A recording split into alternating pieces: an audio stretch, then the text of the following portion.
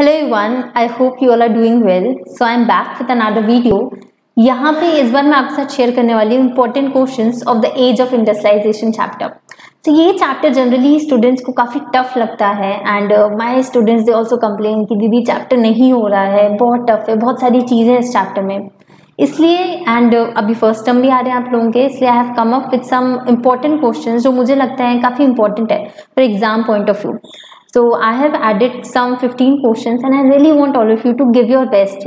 जब भी आप इस वीडियो को देख रहे हो ना, so sit with a pencil and a notebook, pencil, pen, whatever, sit with a pen and a notebook and try to answer all these questions. Right? जब मैं क्वेश्चंस आपके साथ शेयर करूँ तो वीडियो पॉज करके उसको आंसर करो and then जब वीडियो ऑन करके देखो कि क्रॉस चेक करो आपका आंसर कितना मैच हो रहा है. Were you able to diversify your answer? That is important. SST में क्या होता है, हमारे मार्क्स नहीं आते हैं. मार्क्स क्यों नहीं आते हैं, उसका सबसे बेसिक रीजन जो है वो है डाइवर्सिफिकेशन. हमारे आंसर में हम सारे पॉइंट्स नहीं लिख पाते, हम कुछ ही पॉइंट्स लिखते हैं. And that is the reason कि टीचर हमें मार्क्स कम देता है. ओके, सो इस पे हम कभी और वैसे डिस्कस करेंगे इन डिटेल, बट अभी आज हमें चैप्टर करना है which is important questions of the age of industrialisation chapter. Okay, so let's start with today's session and So this is a brief introduction about myself. जो लोग मेरे को नहीं जानते हैं, I am into this field of teaching from past 9 years and I also do various other activities. So if you are interested, so you can read this. Yes. Okay, so the first question is differentiate between industrialization and proto-industrialization. So I know अगर आपने chapter पढ़ा है तो आप इतना बता सकते हो that what is industrialization, what is proto-industrialization, right? So उसी को हमें differentiate करके कुछ 3-4 points में एक्सप्लेन करना है. Now basic language, if I tell you what is industrialisation, जब इंडस्ट्रीज या फैक्ट्री सेटअप होंगी. व्हाट इज प्रोटो इंडस्ट्रियलाइजेशन, ये इंडस्ट्रियलाइजेशन के पहले वाला फेज है. ओके, जहाँ फैक्ट्री सेटअप नहीं होंगी, जहाँ पे घरों में काम दिया जाएगा कि आप ये काम करो, आप ये प्रोडक्शन हमें करके दो, ये प्रोटो इंडस्ट्रियलाइजेशन वाला फेज होगा. ठीक है, तो देखते हैं. Okay, so first question is proto industrialisation, then here industrialisation. तो इंडस्ट्रियलाइजेशन में क्या होगा, पूरा प्रोसेस जो है सेंट्रलाइज्ड है. ऑब्वियसली एक ही जगह सारी प्रोडक्शन हो रही है तो सेंट्रलाइज्ड होगा. प्रोटो इंडस्ट्रियलाइजेशन में क्या है, डिसेंट्रलाइज्ड है, क्योंकि ऑब्वियसली हमने काम दे दिया छोटे छोटे हाउसेस को कि तुम ये काम करो, तुम्हें काम करो, तो डिसेंट्रलाइज्ड प्रोसेस है. अब डिसेंट्रलाइज्ड प्रोसेस होगा तो हमें क्वालिटी चेक करने में, सुपरवाइज करने में प्रॉब्लम हो सकती है, डिफिकल्टी आएगी. राइट, इंडस्ट्रियलाइजेशन में क्या है, सेंट्रलाइज्ड है तो एक ही रूफ में सारा काम हो रहा है, so it is easier to supervise. Right, third point same, proto industrialisation में फैमिली फार्म्स में वर्क होगा, फैक्ट्रीज में वर्क नहीं होगा. एंड इंडस्ट्रियलाइजेशन में क्या होगा, सारा वर्क जो होगा फैक्ट्रीज में होगा, प्रोफेशनल लोग वर्क करेंगे. Okay, so this is the first question. Moving on to second question, indicate the correct chronological order in which the following artisans help in cloth production. So ये हो सकता है आपने मिस आउट कर दिया, बड़ा स्वीट सा यूनिक सा क्वेश्चन है कि इनमें से क्रोनोलॉजिकल ऑर्डर में इसको अरेंज करना है on the basis of artisan जब ये वूल का प्रोडक्शन कर रहे हैं तो कौन से स्टेजेस पे सबसे पहला क्या है, फिर क्या है, फिर क्या है. So try to answer this question, very important.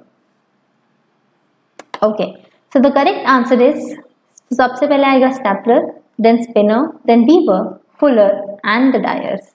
देखते हैं इनके बारे में थोड़ा और डिटेल समझते हैं. सो मर्चेंट प्लॉटर जो होगा इंग्लैंड में, ये परचेज करेगा वूल कहाँ से, वूल स्टेपलर से. स्टेपलर कहाँ लेके जाएगा, स्पिनर के पास लेके जाएगा. स्पिनर क्या करेगा, यार्न को और स्पन करेगा, सब्सिक्वेंट स्टेजेस में लाएगा प्रोडक्शन के. ओके, फिर वो वीवर्स को देगा. वीवर्स क्या करेगा, फुलर्स को देगा. फुलर्स क्या करेंगे, ये क्लॉथ को और क्लींजिंग करेंगे, कुछ भी डर्ट्स ऑयल होगा उसको एलिमिनेट करने का काम करेंगे. एंड फाइनली क्लॉथ जाएगा हमारे डायर्स के पास जो उसको कलर करेंगे. फिनिशिंग जो होगी क्लॉथ की, ये लंदन में होगी और फिर वहां से इसको इंटरनेशनल मार्केट में एक्सपोर्ट करके सेल करेंगे. ठीक है, तो लंदन जो होगा इस टाइम पे it also came to be known as the finishing centre.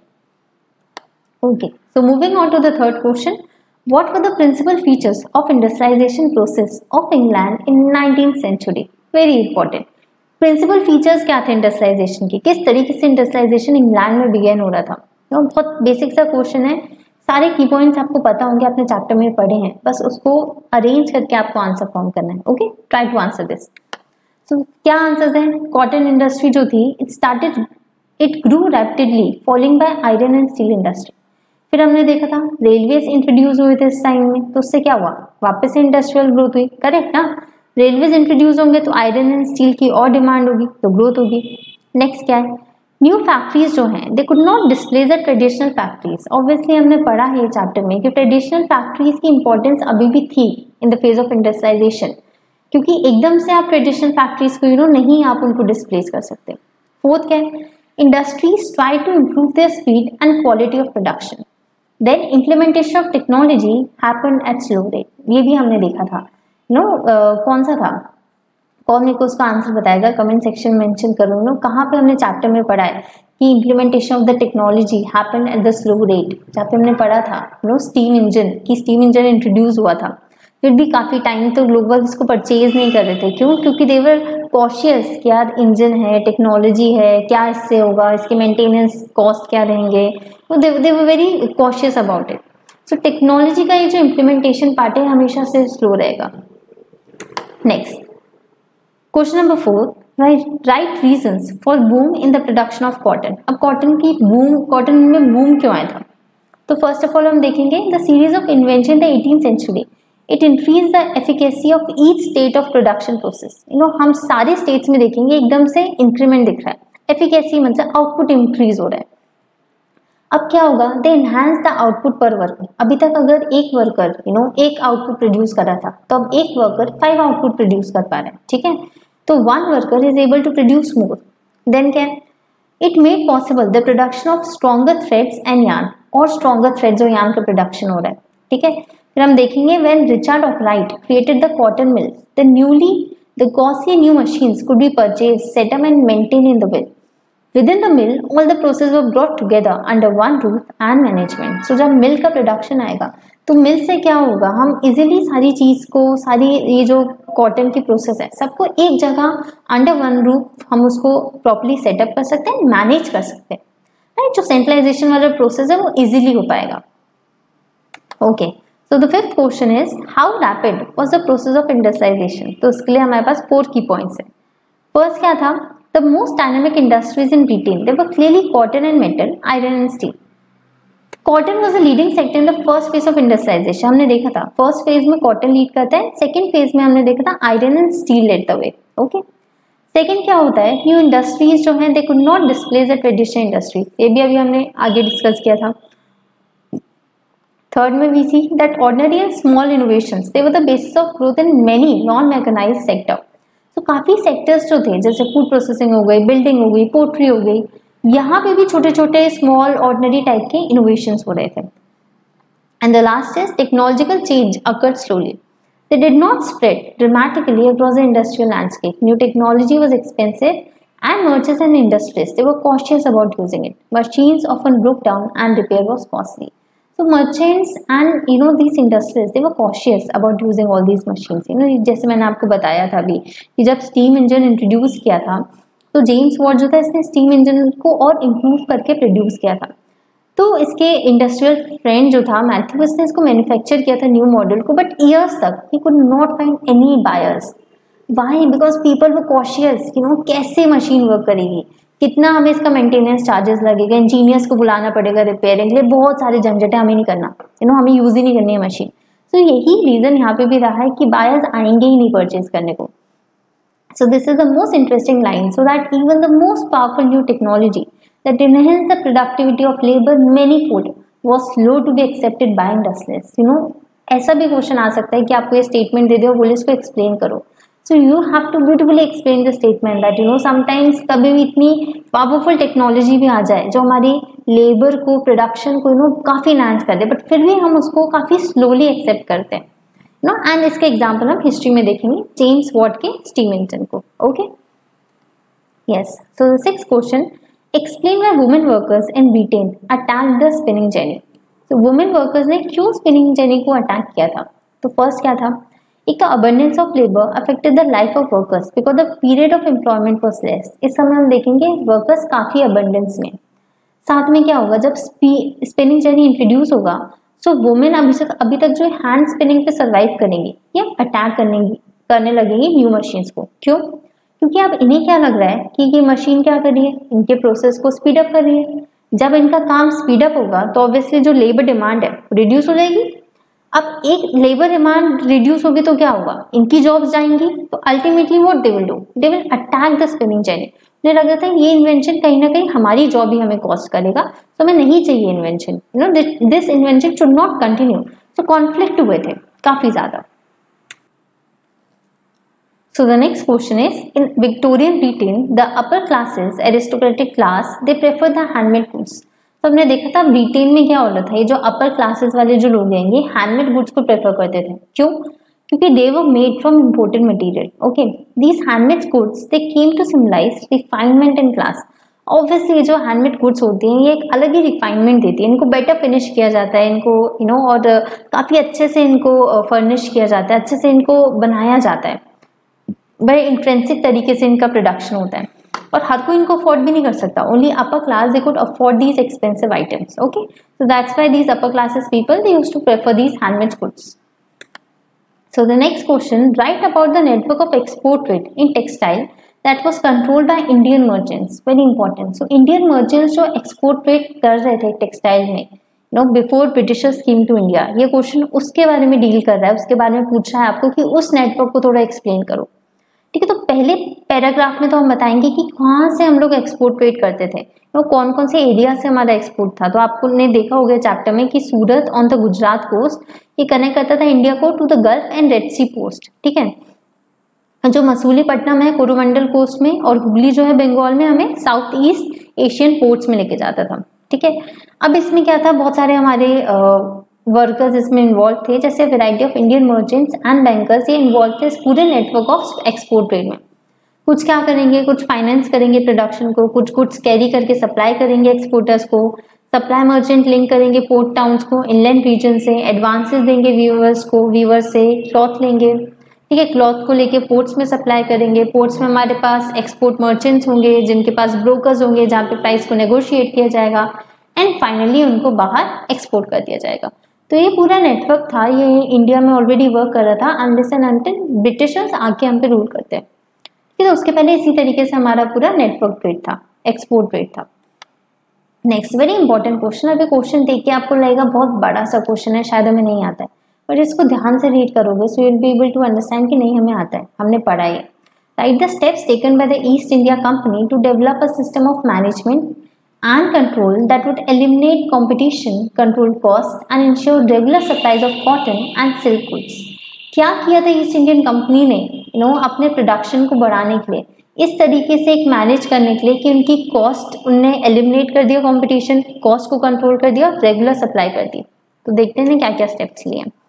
First step इन्हें क्या किया था, they eliminated the existing traders and establish direct control over the weavers. हमने देखा था इन्हें एक पेड सर्वेंट अपॉइंट किया था जिसको हम बोलते हैं गुमस्ता। गुमस्तास का काम था कि आपको वीवर्स को सुपरवाइज करना है, वहां से सप्लाईज लेनी है और क्लॉथ को एग्जामिन करना है। सेकेंड इन्हें क्या किया, it prevented company weavers from dealing with other buyers. Company very intelligent, आप इनके जब रूल्स को देखोगे ना तो आप देखोगे कितनी इंटेलिजेंटली इनने सारी चीज को फॉर्मुलेट किया है।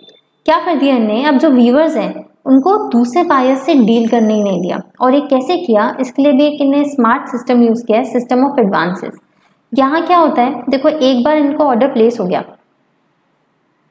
एक मिनट, हाँ, तो एक बार इनको ऑर्डर प्लेस हो गया तो वीवर्स को क्या देंगे, लोन देंगे। ये लोन देंगे, बोलेंगे ये तुम पैसा लो और इससे तुम रॉ मटेरियल का प्रोडक्शन करो। अब ऑब्वियसली वीवर्स जब इनसे लोन लेगा, जब इनसे, तो क्या करेगा, वो क्लॉथ का प्रोडक्शन करके गुमस्तास को देगा, किसी और को तो नहीं दे सकता ना वो क्लॉथ, क्योंकि उसने लोन तो इन्हीं लोगों से लिया है। थर्ड ये क्या करेंगे कि वीवर्स को कंप्लीटली डिपेंडेंट बना देंगे ऑन द कंपनी। ये जो लोन वाली साइकिल है इसको ना विशियस साइकिल बना देंगे।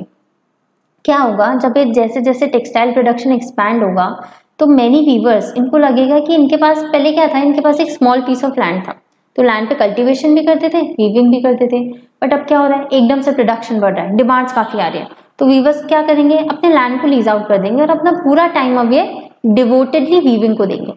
और अब क्या होगा, क्योंकि अब ये पूरा टाइम वीविंग को डिनोट कर रहे हैं और वीविंग ये सिर्फ कंपनी के साथ डील कर रहे हैं, तो अब क्या होगा, ये अपनी बार्गेन वाली जो स्पेस है ना वो लूज कर जाएंगे, किसी और को ये प्रोडक्ट सेल कर नहीं सकते। तो इनको जो भी प्राइस मिलेगी कंपनी से, अब इनको वो प्राइस एक्सेप्ट करनी होगी और ये कंपनी इनको अपने पास टाई करके रख लेगी। तो company they and the loans they had accepted tied them to the company. तो इस तरीके से पूरा एक चेन बनाया गया था जिससे इन्हें हमारे जो इंडियन व्यूवर्स हैं उनको काफी ज्यादा सप्रेस करके लो प्राइस में, मिजरेबली लो प्राइस में इनसे प्रोडक्ट्स परचेज किए जाते थे। 10th question, by the beginning of 19th century, why was there a long decline of textile export from India? तो यहाँ पे इंडिया टेक्सटाइल में हम काफी लॉन्ग डिक्लाइन देखते हैं। वाई? क्या क्या रीजन थे? With the development of cloth industries in England, the government impose import duties on cotton textile. अब गवर्नमेंट क्या कर रही है, देखो इसको आप ऐसे समझो कि टेक्सटाइल इंडस्ट्रीज का डेवलपमेंट हो रहा है इंग्लैंड में, ठीक है। अब इंग्लैंड में जब इंडस्ट्रीज हैं तो इंडिया से तो इम्पोर्ट कर करके कॉटन ही देंगे ना, they are very smart. So government क्या करेगी, इंग्लैंड की गवर्नमेंट ही इम्पोर्ट ड्यूटीज लाना स्टार्ट करेगी कि आप इंडिया से अगर कुछ प्रोडक्ट एक्सपोर्ट करते हो तो उसमें ड्यूटी लग जाएगी।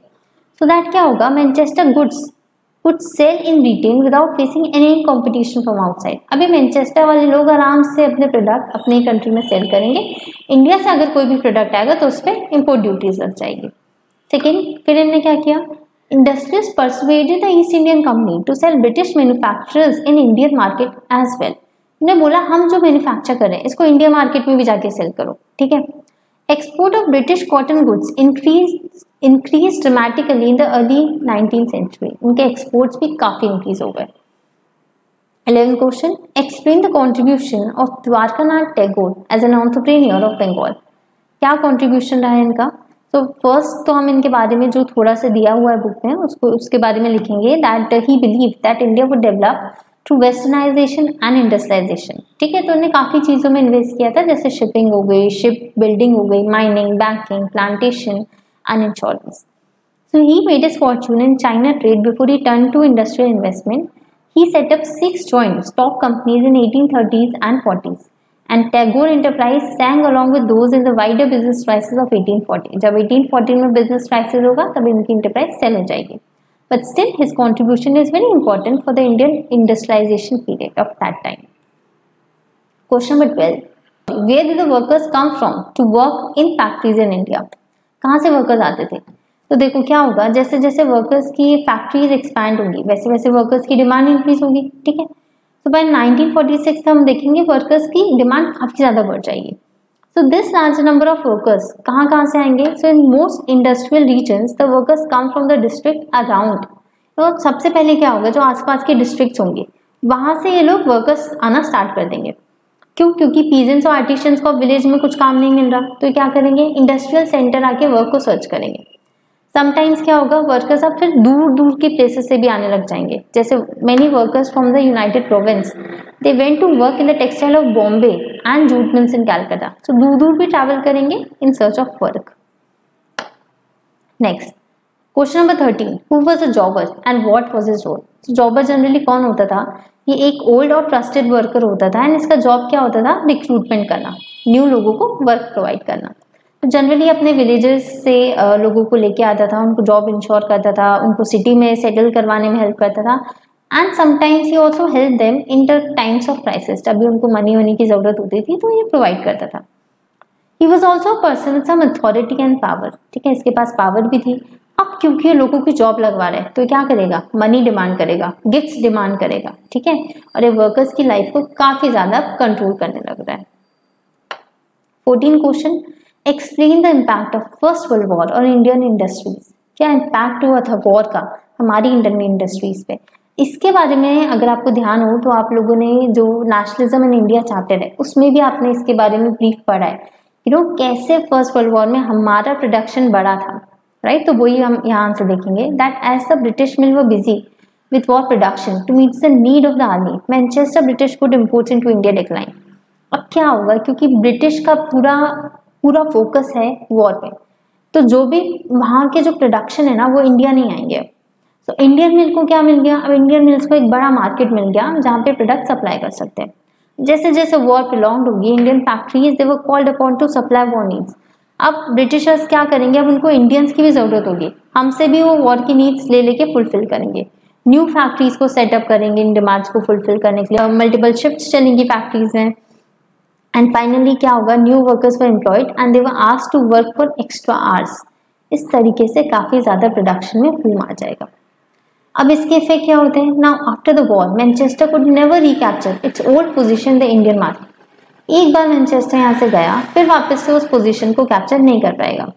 और क्या होगा, they were enable to modernize and compete with US, Germany and Japan. ठीक है, और ब्रिटेन की इकोनॉमी अब इस समय क्रम्बल कर जाएगी। सो कॉटन प्रोडक्शन कोलैप्स कर जाएगा ना, export of cotton cloth from Britain ये भी ड्रामेटिकली काफी फेल हो जाएंगे।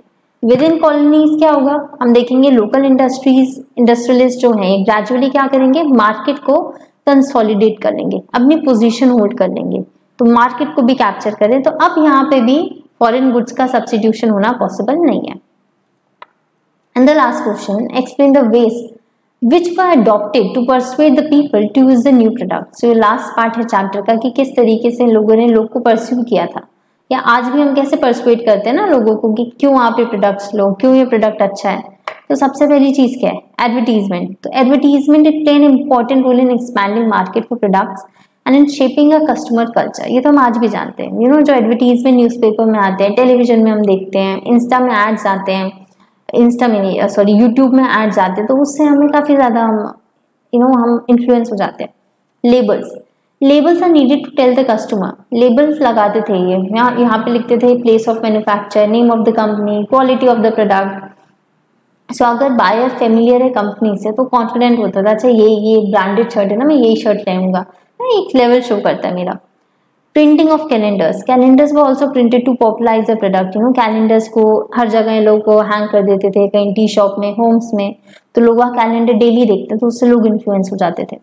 Figures of important person, empress etcetera, बहुत सारे इंपॉर्टेंट पर्सन जो थे उनके फिगर्स ये लोग यूज करते थे ताकि इनकी क्वालिटी को क्वेश्चन नहीं किया जाए। इंडिया में क्या होता है, आप गॉड के फिगर लगा दो तो कोई उसको क्वेश्चन नहीं करेगा, आप कोई बहुत इंपॉर्टेंट पर्सन की पिक्चर लगा दो। इस तरीके से ये लोग भी अपनी सारी स्ट्रैटेजी इसी तरीके से करेंगे।